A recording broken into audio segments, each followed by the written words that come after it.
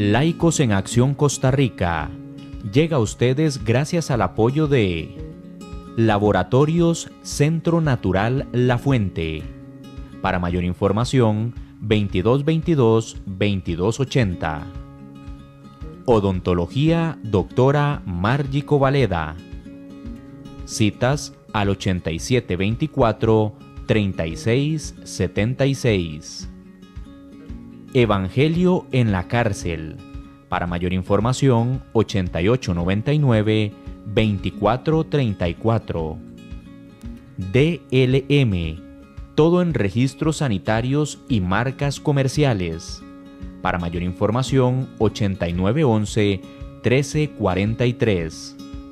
Si desea colaborar con este ministerio, su aporte será bien invertido en llevar este importante mensaje por medio de la radio, televisión, YouTube y Facebook Live. Si desea colaborar, puede comunicarse al 8464-1111. Laicos en Acción Costa Rica. Bendiciones.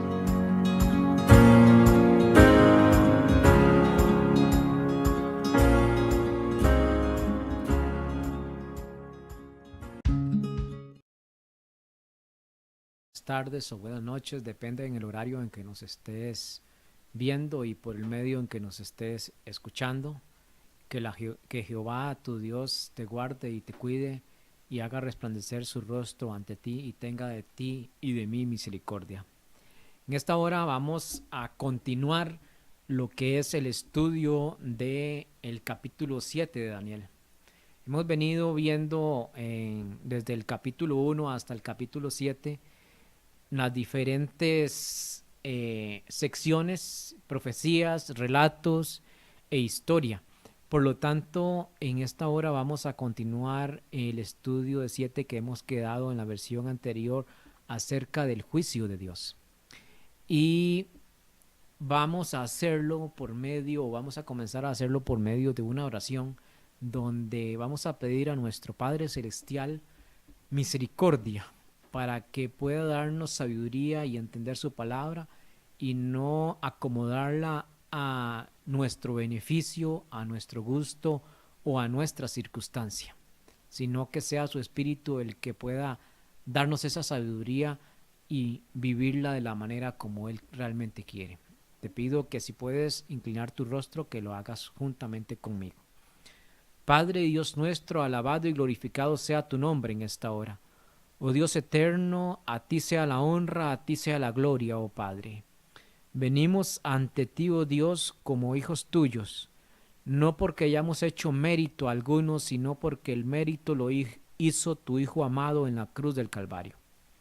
Es allí donde, oh Dios, tuvo la victoria sobre las potestades de las tinieblas, tuvo la victoria sobre su enemigo más mortal que era Satanás, y venciendo la muerte en su resurrección, pudo hacernos hijos tuyos, oh Padre, y hermanos y coherederos juntamente con tu Hijo amado. Y es por medio de su nombre y es por medio de su palabra la cual vamos a ti pidiéndote tu Santo Espíritu. Oh Dios, nosotros somos simples seres humanos, como tu Hijo Job lo decía. Somos hierba que hoy está verde, pero mañana se marchita y muere. Y es por eso, oh Dios, que pedimos que tengas misericordia de nosotros. Danos esa sabiduría que tuvo el rey Salomón, sabiduría para comprender tu palabra y danos esa capacidad, oh Dios, y esa fortaleza para llevarla a cabo en nuestras vidas. Oh Dios, ayúdanos a enseñarla de la manera correcta para que otros también te acepten, no que nos acepten a nosotros, porque al final es a ti, oh Dios, a quien van a despreciar o a quien van a aceptar. Nosotros en este mundo solo tenemos la misión de hablar de ti, no solo con palabras, sino con hechos. Y es por eso, oh Padre, que estamos en este momento pidiendo la unción de tu Santo Espíritu para llevar a cabo la obra que nos encomendaste. Que esta, oh Dios, hora sea realmente para ti y que tú seas el honrado y el glorificado y no un ser humano, oh Padre eterno. Gracias en el nombre de Jesús. Amén.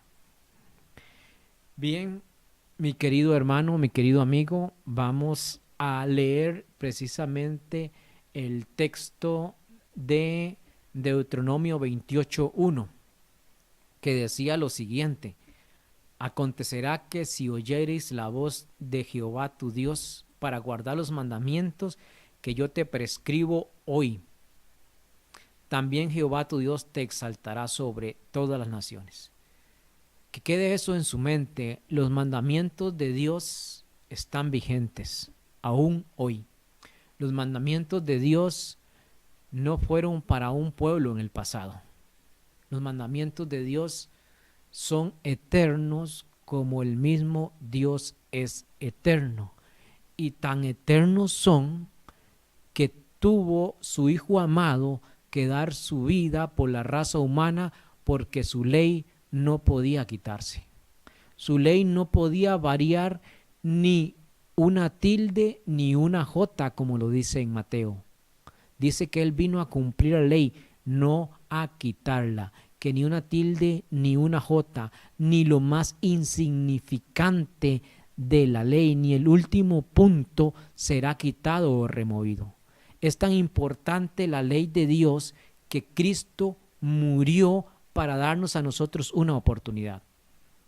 Era más fácil quitar o cambiar la ley, pero como la ley es el transunto del gobierno de Dios, es la base de su gobierno, si Dios la quitaba, su gobierno desaparecía, se venía abajo, no tenía fundamentos.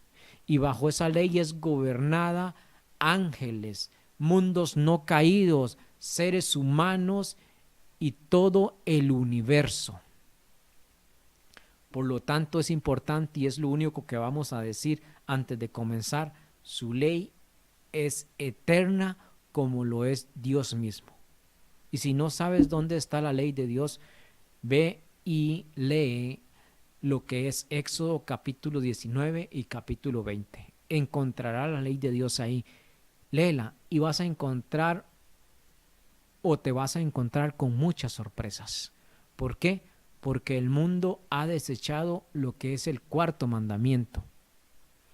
Y muchas veces están guardando solo 9 mandamientos. Si es que los guardan. En la mayoría de casos no es así, ni siquiera los 9. Pero la mayoría de los casos guardan solo 9. Y Dios dijo que el que transgrede uno solo es culpable de los 10 restantes. O de los 9 restantes. Entonces, eso te dejo en mente para que puedas escudriñar lo que es la ley de Dios y qué ha pasado con ella. Es más, vamos a ver qué fue lo que pasó con ella en este estudio de Daniel. Precisamente ahí Daniel nos va a decir qué fue lo que pasó con ella. Y eso lo vamos a ver más adelante. Ahora bien, vayamos a lo que era precisamente donde habíamos quedado, que estábamos explicando acerca del juicio. Y para comprender el juicio y quién juzga y cómo juzga y por qué juzga, debemos buscarlo en la palabra de Dios.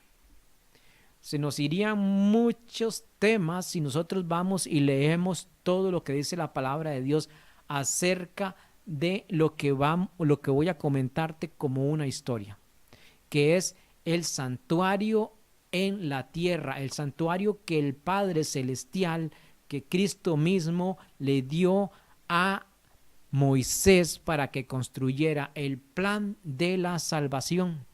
Y vamos a empezar diciendo que todas las cosas que están en ese santuario tienen un símbolo eterno y prefiguraban lo que era Cristo. Dice que es la sombra de las cosas eternas. Si quieres lees Hebreos, el libro de Hebreos habla de un santuario y no es el santuario terrenal, está hablando de un santuario celestial. Es importante que podamos comprender eso. Ahora bien, vamos a ver qué era lo que pasaba en el santuario terrenal. Dios le dice, constrúyeme un santuario para que yo habite en medio de ustedes. Y el santuario tenía diferentes secciones. Y estas secciones era el atrio, lo que rodeaba la tienda y estaba cubierta por estos capiteles y estas cortinas de lino blanco.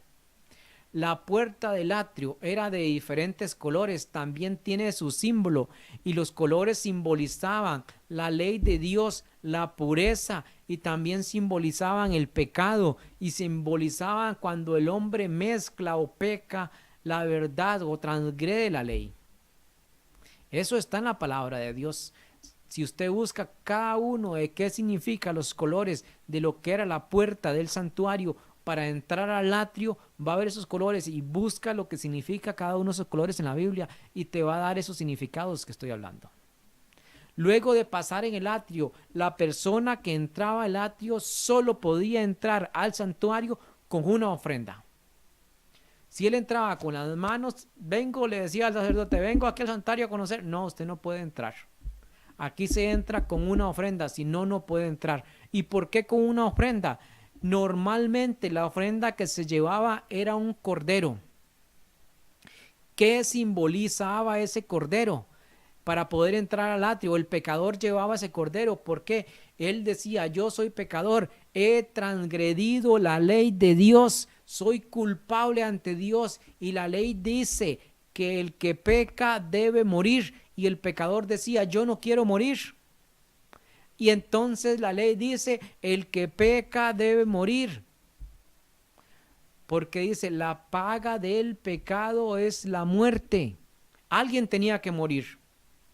Y entonces, como el pecador no quería morir, llevaba un sustituto. Ese sustituto, cuando estaba el pueblo de Israel, antes de que viniera el sustituto verdadero, era un cordero, normalmente en todos los casos. Y Dios había establecido qué tipo de cordero era, cómo debía ser ese cordero. Ahora bien, la persona o el pecador, ¿qué era lo que hacía? Llevaba ese cordero, entraba y lo primero que hacía era poner las manos sobre la cabeza del cordero y ahí confesar su pecado. Simbólicamente, porque no era literal, simbólicamente el pecado era transmitido del pecador al cordero. Ahora, como el cordero era pecador, ¿qué pasaba con el cordero? El cordero no podía buscar otro cordero. El cordero debía morir porque la ley dice, la paga del pecado es la muerte. Y entonces el pecador, ya no siendo pecador, ¿qué tenía que hacer?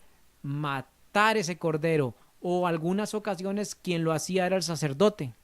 Degollaban, recogían la sangre de ese cordero. Luego el pecador tenía que estazar el cordero, quemar la grasa. En algunas ocasiones inclusive se quemaba todo el cordero. ¿Por qué quemaban la grasa? Porque la grasa era símbolo del pecado. Y es interesante porque en los últimos tiempos, cuando Dios vaya a hacer, antes de hacer la tierra nueva, dice que Él va a quemar toda la tierra. Los elementos se van a fundir y cuando Él queme y destruya el pecado, Él va a hacer todo nuevo. Esto precisamente simboliza la destrucción del pecado ahí, en ese altar que veíamos donde ponían el cordero. Pero luego, ¿qué pasaba? ¿Todo terminaba ahí? Para el pecador sí terminaba ahí, porque el pecador después de hacer este proceso, ¿qué hacía él? Se retiraba y salía. Pero cuando él iba saliendo, él no veía la cortina de diferentes colores. La cortina que tenía la puerta era totalmente blanca. ¿Qué simbolizaba eso? La pureza, el perdón que había obtenido. Él no veía ningún color. Cuando él daba la espalda al santuario y veía la entrada, era totalmente blanca por ese lado. Lo contrario cuando él venía entrando, que tenía diferentes colores. Ahora bien, vimos al pecador. Ese te simboliza a ti y a mí. Yo como pecador. ¿A quién simboliza el cordero? Es correcto. A Cristo Jesús simboliza el cordero, porque dice en Isaías precisamente, vino como cordero y no abrió su boca. Al matadero vino y no abrió su boca. Inocente vino a morir, como ese cordero que él simboliza, inclusive uno de los animales más puros y mansos, inclusive tenía que ser totalmente blanco. Eso tenía que simbolizar a Cristo. Por eso Dios le había dicho a Adán y a Eva qué animales podían sacrificar. Y cada uno de los animales que podían sacrificar eran animales limpios. No podían sacrificar un cerdo, porque un cerdo era un animal impuro, sucio. Y un animal puro y sucio nunca podía simbolizar a Cristo Jesús. Entonces, después de que pasaba ese proceso, el pecador salía perdonado, pero todavía continuaban otros ritos más. El sacerdote era quien continuaba esos ritos. Aunque el pecador estaba perdonado, el sacerdote debía continuar esos ritos. En algunas ocasiones el sacerdote tenía que tomar sangre y meterla al santuario, a esa tienda. Esa tienda estaba dividida en dos partes. La primera parte, que estaba separada por una cortina interna donde estaban la mesa de los panes, el altar del incienso y el candelabro, se le llamaba lugar santo. Había una cortina que la dividía internamente, y donde estaba el arca con la ley de Dios y los querubines sobre la ley de Dios, y habían otras cositas ahí como el maná, la vara de Aarón y otras cositas más ahí como los rollos de las diferentes leyes. Ese se le llamaba lugar santísimo. Ahí el sacerdote no podía entrar excepto una vez al año. Y entonces, ¿qué era lo que pasaba? Que el sacerdote tomaba esa sangre. Él, antes de entrar al santuario, debía quitarse las sandalias, lavarse los pies, lavarse las manos en una fuente que estaba antes de eso, y entraba con esa sangre y la esparcía en esa cortina que estaba entre el lugar santo y el lugar santísimo. Ahí esparcía la sangre. ¿Qué simbolizaba eso? Simbolizaba que el pecado pasaba del pecador al cordero. El cordero tenía o pasaba la sangre, y la sangre, el pecado estaba en la sangre y pasaba al santuario. El sacerdote la metía al santuario. Entonces el santuario se contaminaba de pecado. Ya ese pecador no tenía ese pecado, sino era el santuario donde estaba el pecado.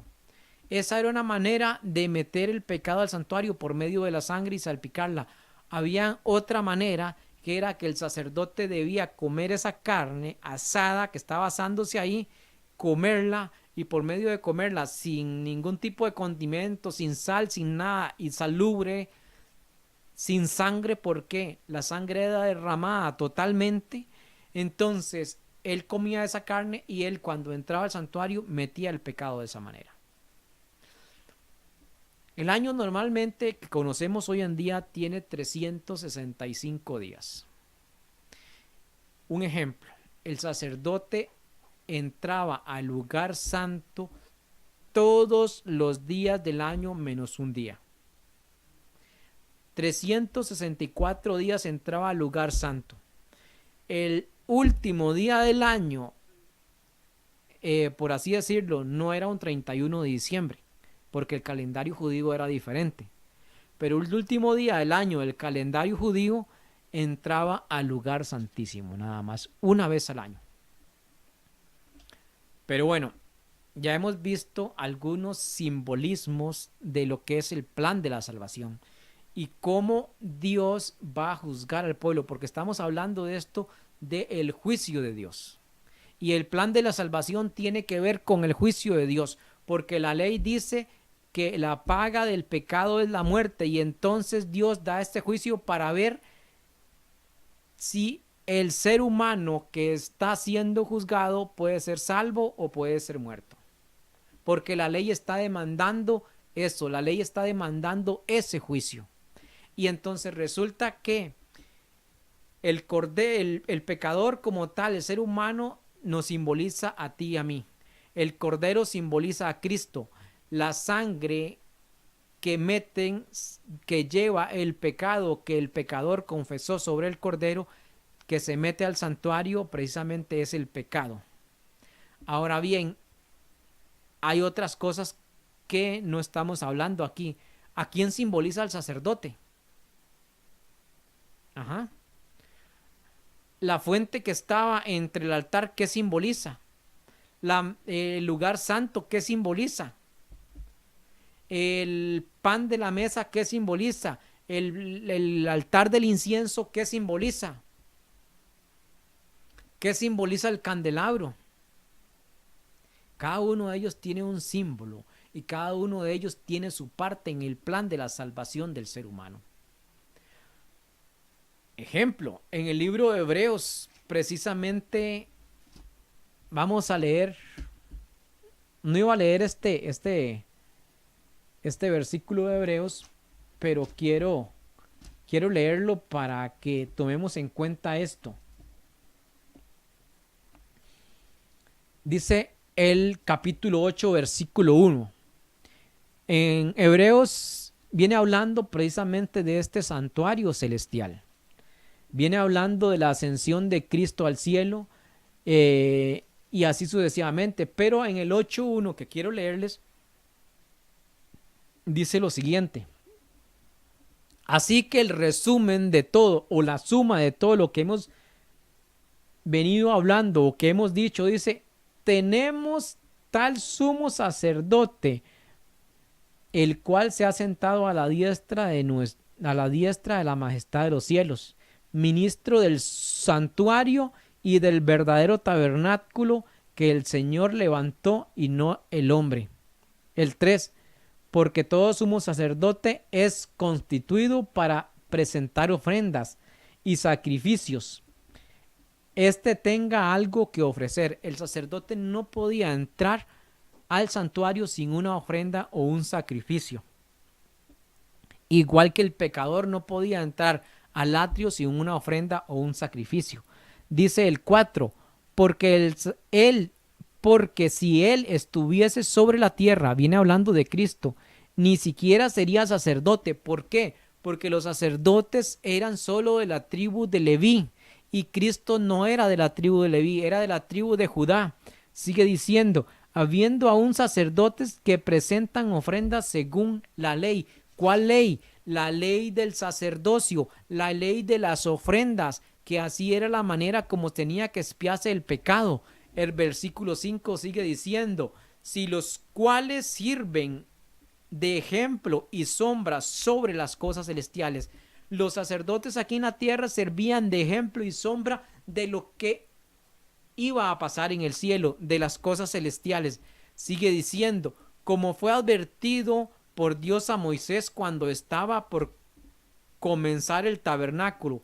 Mira, y dice: haz todas las cosas conforme al modelo que te he mostrado en el monte. O sea, usted para hacer un modelo tiene que tener un original, es una réplica. Dice: haz conforme al modelo, y el modelo era el modelo celestial. Sigue diciendo el 7, porque si aquel primer pacto hubiese sido sin falta, no hubiese procurado lugar para el segundo. Primer pacto, santuario terrenal. Segundo pacto, busca en la palabra de Dios cuál es ese pacto. Precisamente ese pacto se va a dar en el santuario celestial. Y dice la palabra de Dios, busca este versículo, dice: yo haré un nuevo pacto con Israel. Pondré mis leyes en su mente y en su corazón. El primer pacto, ¿dónde estaba la ley? En una tabla de piedra. El pueblo, no en su totalidad, pero en su mayoría, respetaba esa tabla, pero no tenía esa ley en su corazón ni en su mente. Es importante eso. No es el tema los pactos. Hay otros temas que se van a dar acerca de lo que es el viejo pacto y el nuevo pacto. Si puedes buscarlo, escudriña y ve cuál es el viejo pacto y cuál es el nuevo pacto y de qué se está hablando realmente.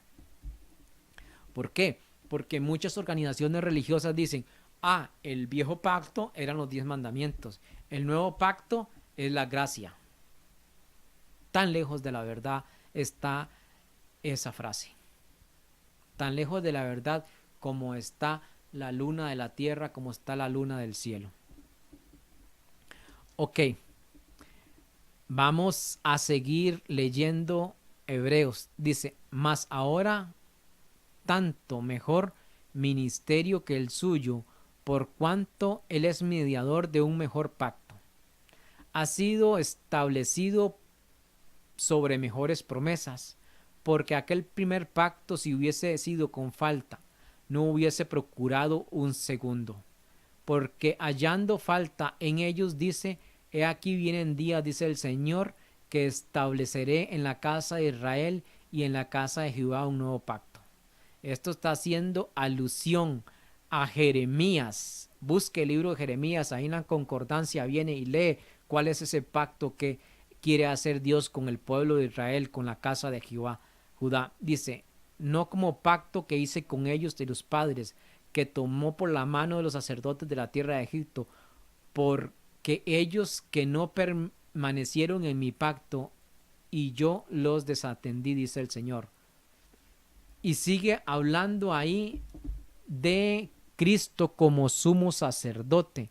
Y si usted sigue leyendo el 9 y ahí sucesivamente, entonces el sacerdote simboliza a Cristo Jesús. Vamos a ir a un corte donde luego vamos a continuar con esto. Y que sigas viéndonos.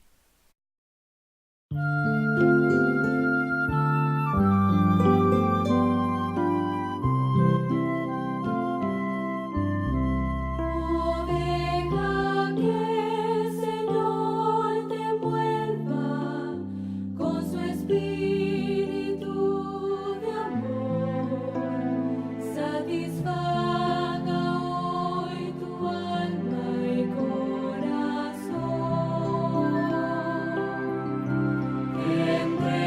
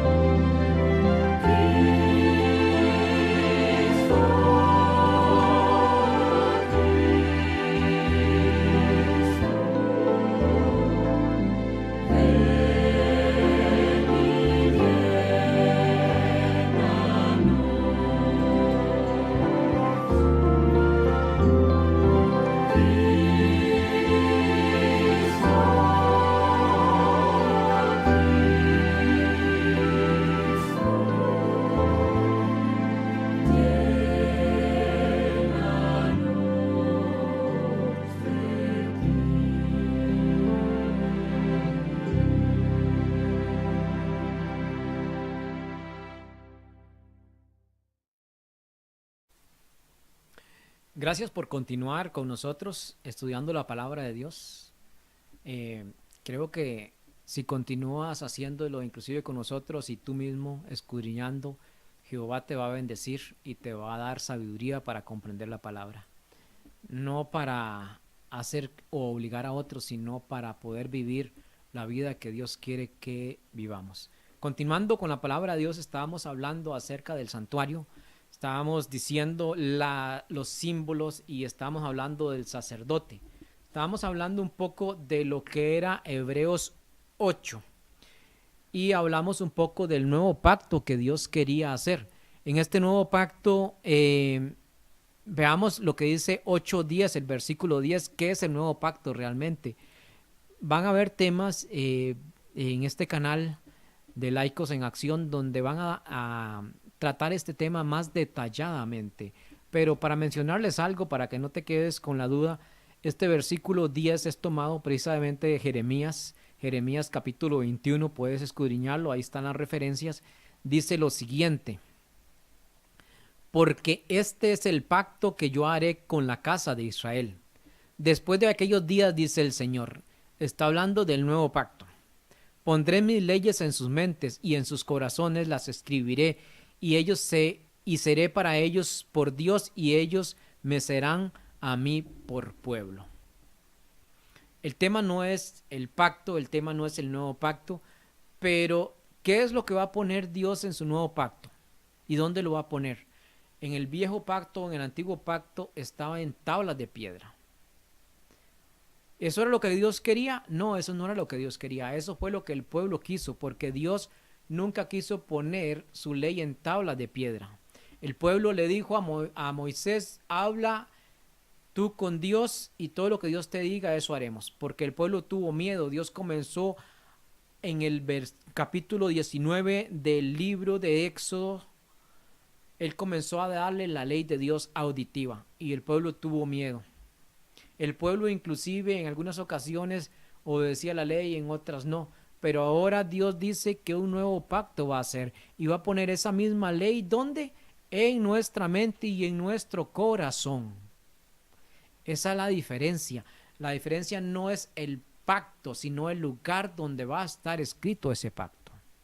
Pero bueno, continuando con esto, veníamos hablando del sumo sacerdote. Entonces, si el pecador te representa a ti, a mí, si el Cordero representa a Cristo, y ya sabemos que Cristo vino y murió en esta tierra que simboliza el atrio. Esta tierra simboliza lo que es el atrio, no el atrio celestial. El atrio no existe en el cielo, existe en esta tierra. Es importante eso. ¿Por qué? Porque aquí murió Cristo. Cristo no muere en el cielo, muere en esta tierra. Pero luego Él resucita. ¿Y a dónde va Él cuando resucita? Correcto, al cielo. Ahí es donde va. Después de la resurrección. Pero antes de eso, Él se bautiza, aunque no tiene pecado, pero lo hace como ejemplo para con nosotros. Es importante esto porque todo esto tiene su símbolo en el santuario. El plan de la salvación está impregnado en el santuario. Es la manera como Dios le da al pueblo de Israel para que ellos no olviden el plan de la salvación. Ahora bien, si Cristo muere y Cristo era representado por el Cordero, cuando Él se levanta, ¿a quién representa? Representa al sacerdote. O el sacerdote, mejor dicho, representaba a Cristo. Cristo sube al cielo como sumo sacerdote, a ser intermediario entre el Padre Celestial y el pecador. El sacerdote en esta tierra era el intermediario entre el pecador y meter el pecado en el santuario. Ahora Cristo, cuando Él muere, lleva sobre sí los pecados. Y dice que el sacerdote aquí en Hebreos presentaba una ofrenda para entrar al lugar santo. Y eso es lo que hace Cristo. Él es la ofrenda. Él es el Cordero, Él es el sumo sacerdote y es la ofrenda. Y por medio de eso mete el pecado, símbolo del pecado que Él llevó y murió simbólicamente porque Él no pecó. Debemos quedar muy claros en eso. Cristo no cometió pecado. Por eso la muerte no pudo retenerlo en la tumba. Él venció la muerte porque Él no cometió pecado. Él llevó nuestros pecados, cargó nuestros pecados, pero Él no cometió pecado. Y por eso Él se levanta y Él es la ofrenda. Ahora entra como sumo sacerdote a un santuario que no es terrenal, que no es hecho por mano humana. Eso nos dice el libro de Hebreos. Lee el libro de Hebreos y vas a comprender el ministerio celestial de Cristo en el santuario como intercesor tuyo y mío ante el Padre Celestial. Él se interpone ante la ley y dice: ahora este hijo que se ha arrepentido tiene acceso al cielo porque yo di mi vida por él. Y así nosotros tenemos acceso al cielo. Cuando el ser humano peca, se rompe ese acceso y el ser humano no puede acceder al cielo, sino por medio de un intercesor. Y ese intercesor era simbolizado por el Cordero que iba a simbolizar a Cristo Jesús. Y ahora Él es nuestro intercesor en esta tierra, en el cielo celestial, en el santuario celestial. Para comentarte así un poquito qué era lo que pasaba o qué pasó cuando Adán y Eva cayeron en pecado, quién fue el representante de esta tierra en el cielo. ¿Sabes tú quién fue? Pues precisamente quien representaba esta tierra originalmente antes del pecado era Adán. Adán tenía que ir a los concilios celestiales en representación de la raza humana. Cuando Satanás logra sujetar o conquistar a Adán y a Eva, ¿quién crees que es el representante de esta tierra ante los concilios celestiales? Satanás, correctamente. Él es el que representa la tierra. ¿Por qué?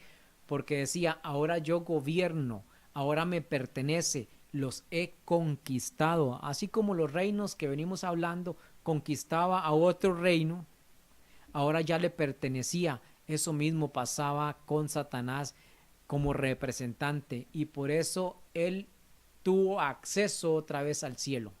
Él fue echado la primera vez, pero adquirió acceso cuando conquistó a Adán y Eva. Él volvió al cielo, él tenía entrada porque era el representante, y Dios es justo. Aunque él era enemigo, él podía entrar. Porque él dice: la tierra tiene un representante. Y ahora resulta que cuando Cristo muere y vence, ¿quién es el representante de esta tierra ante el cielo? Cristo. Porque vence a Satanás y él toma la representación de esta tierra. ¿Y cómo sabemos que Satanás antes era el representante? Bueno, el libro de Job nos lo dice.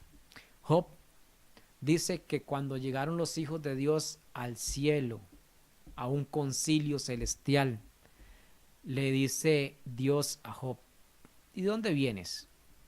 Y entonces aquel ser que había sido enaltecido hacía mucho tiempo atrás, el mismo Luzbel anteriormente, ahora que él se había convertido en Satanás: vengo de rodear la tierra y andar por ella. Y entonces Dios le dice: ¿no has visto a mi siervo Job? Justo como él no hay uno. Por supuesto que es justo, le dice Satanás. Mira cómo lo cuidas, no dejas que nos arrimemos a kilómetros de él, lo bendices en todo. Así, ¿quién no va a ser justo? Así, ¿quién no va a ser fiel? ¿Quién no te va a ser fiel así? Por favor. Y entonces Dios le da permiso a Satanás de que le quite todo a Job, y ahí es la prueba de Job. Job no está siendo probado, Job está diciendo lo justo que es Dios. El que está siendo juzgado es Dios mismo con la prueba de Job. ¿Por qué? Porque Satanás estaba juzgando a Dios y le estaba diciendo: no, tú compras la lealtad de Job con todo lo que le das. Tú, sí, con todo lo que le das estás comprando la lealtad. Interesante que Job demuestra ante todo el universo, ante los ángeles caídos, ante todos los mundos, muestra que Dios es justo y que Job decía que Dios no estaba comprando su lealtad. Eso es lo que está haciendo Job, y eso es lo que hacemos tú y yo cuando guardamos la ley de Dios. No por nuestro poder, no por nuestra fuerza, sino cuando nos aferramos a la palabra de Dios, porque la palabra de Dios dice: santifícalos en tu verdad, porque tu palabra es verdad. Eso veníamos hablando, ¿por qué? Porque estábamos hablando de el sumo sacerdote y quien nos representa en el cielo. Y en Apocalipsis 12 nos habla, dice que Satanás fue expulsado a la tierra. Fue esa segunda vez que Satanás es expulsado, cuando Cristo resucita y toma nuestra representación en el cielo. Ahora ya no le es permitido entrar al cielo, porque ahora hay un representante nuevo en el cielo, que es nuestro Salvador, que es Cristo Jesús. Y dice: alegraos cielos, ay de la tierra, porque Satanás ha descendido como león rugiente, sabiendo que tiene poco tiempo. Y eso fue en el año 31 de nuestra era. Imagínense cuánto tiempo nos queda hoy. Mucho menos. Es más, vamos a ver que 464 días al año el sacerdote entraba en lugar santo y ahí oficiaba, ahí metía el pecado, pero una vez entraba al lugar santísimo, y esa vez precisamente es ahí donde estamos en este momento. Estamos en el último día de la historia de la raza humana en comparación al santuario terrenal, que es el plan de la salvación que Dios dio al mundo, al pueblo de Israel, para que pudiera guiarse por medio de él. Es el mapa que nos lleva a la vida eterna. Ahora bien, el sacerdote oficiaba ahí todo eso, y entonces ya sabemos que Cristo es nuestro sumo sacerdote que nos está representando en el cielo. Ahora está la mesa de los panes en el lugar santo, en el primer apartamento del santuario. ¿Qué simboliza la mesa de los panes? Precisamente, ¿qué fue lo que dijo Cristo? Yo soy el pan de vida. Cristo simboliza a Cristo, simboliza inclusive la palabra de Dios. Busca en la Biblia, en este momento no tenemos tiempo para escudriñar cada uno de esos versículos.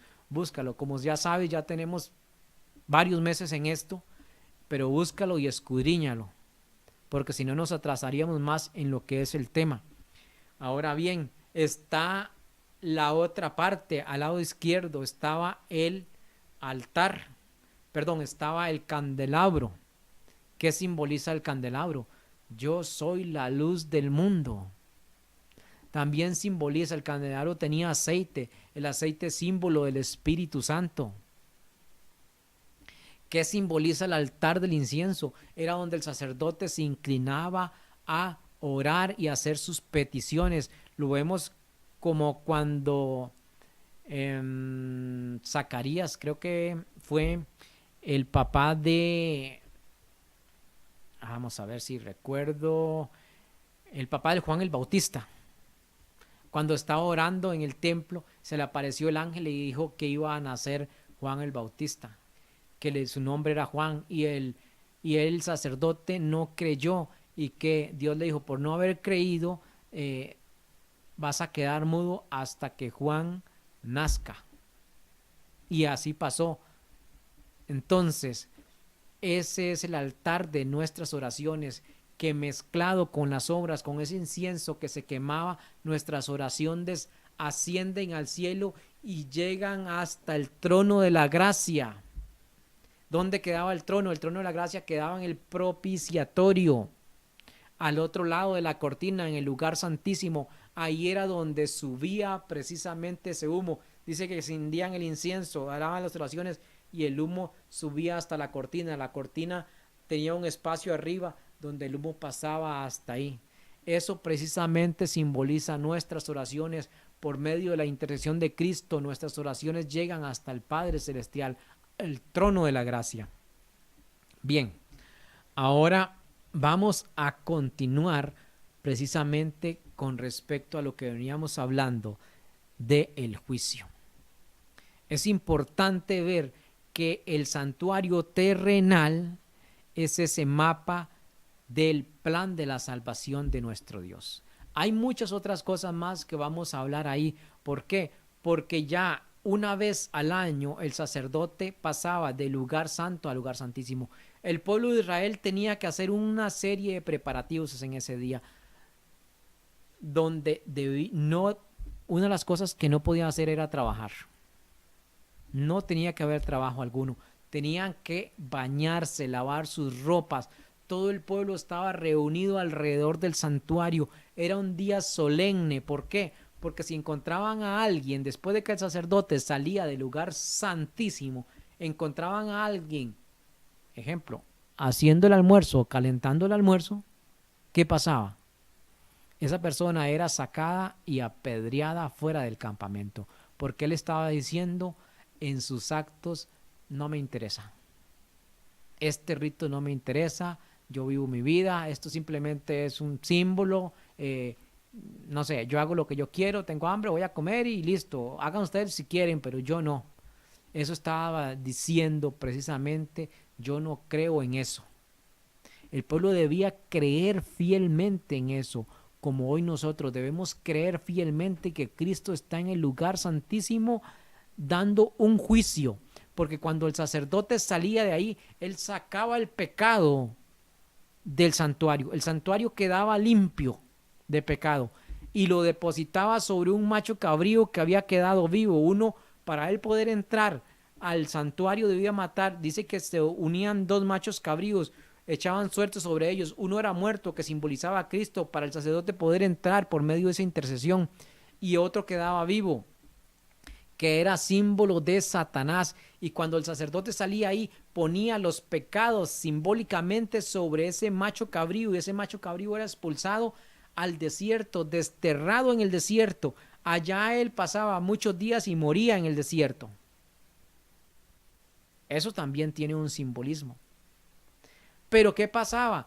Si había alguien que no estaba de acuerdo con la solemnidad de la fiesta, ese alguien era sacado y apedreado, porque él tenía que pagar por su pecado, porque el sacerdote no podía representarlo, no podía interceder por él. Exactamente eso mismo va a pasar. Si tú no estudias la palabra de Dios, si tú no das fruto de un árbol bueno, vas a ser juzgado y vas a ser contado falto. Y cuando Cristo venga, vas a tener que llevar el pecado tuyo y pagar por él. Los pecados de los salvos, ¿quién va a pagar por él? Satanás. Va a ser puesto ese pecado sobre Satanás y va a ser expulsado al desierto, así como el macho cabrío era expulsado al desierto. ¿A cuál desierto va a ser expulsado Satanás? Bueno, cuando Cristo venga sobre esta tierra, va a quedar como desierta, va a quedar destruida totalmente. ¿Por qué? Porque por el resplandor de su venida va a matar a todo ser humano. El único que va a quedar vivo en esta tierra va a ser Satanás y sus ángeles. Por 1000 años es ahí el milenio. Luego vamos a hablar un poquito más acerca de esto y vamos a ver a muchos versículos. Pero continuando, habíamos quedado en el versículo de Daniel 7, capítulo 11. Perdón, Daniel capítulo 7, versículo 11. El tiempo ha corrido y ya nos ha alcanzado. Vamos a leer estos versículos y vamos a continuar con el versículo 11. Dice: entonces miraba yo a causa de la voz de las grandes palabras que hablaba el cuerno. Daniel, en un momento dado, dice que él ve los tronos, ve el juicio, ve todo esto de lo que hemos venido hablando, y dice que después de eso vuelve a ver el cuerno pequeño. Y él hablaba que grandes cosas, precisamente en el verso 11 dice: entonces miraba a causa de la voz de las grandes palabras que hablaba el cuerno, y miré que hasta que mataron a la bestia, y su cuerpo fue destrozado y entregado para ser quemado en el fuego. Después del juicio, la bestia, juntamente que lleva el cuerno, donde está el cuerno, dice que es entregada para morir en fuego. Es exactamente lo que venimos hablando. Después de que Cristo venga, va a matar a la bestia. Voy a adelantarte un poquito. Esto no es la segunda venida, esto es su tercera venida. En la segunda venida solo viene por los suyos, y como parte de su venida, de su gloria, va a matar a todo ser humano que no va a ser salvo. Pero ese no es el propósito. El propósito de él es venir a recoger a los suyos. Como consecuencia de su venida y su resplandor, va a matar a seres humanos que no son salvos, pero él va a recoger a los suyos. Pero aquí viene hablando, dice en el versículo 11, dice que fue entregada la bestia, el cuerno pequeño. ¿Para qué? Para que fueran quemados en el lago de fuego, destrozados para ser quemados por siempre. Aquí está hablando después de 1000 años, que esta tierra queda desolada y vacía como un desierto. Él va a regresar y va a destruir el pecado para hacer todo nuevo. Esto lo vamos a ver con más detalle más adelante. El 12 dice, habían también quitado a las otras bestias su dominio, y les había sido dada prolongación de vida hasta cierto tiempo.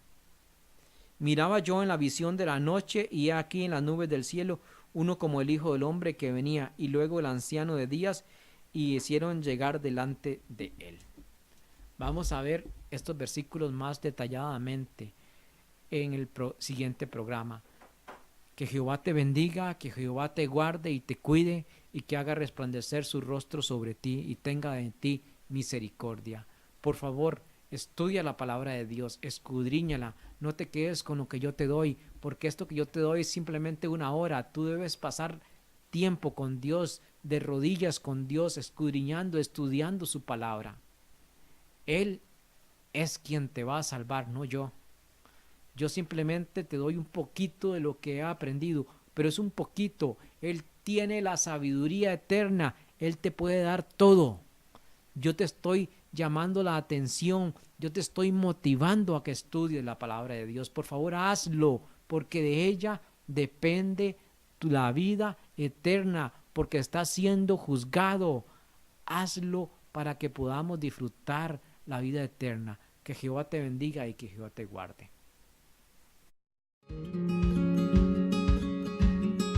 Laicos en Acción Costa Rica llega a ustedes gracias al apoyo de Laboratorios Centro Natural La Fuente.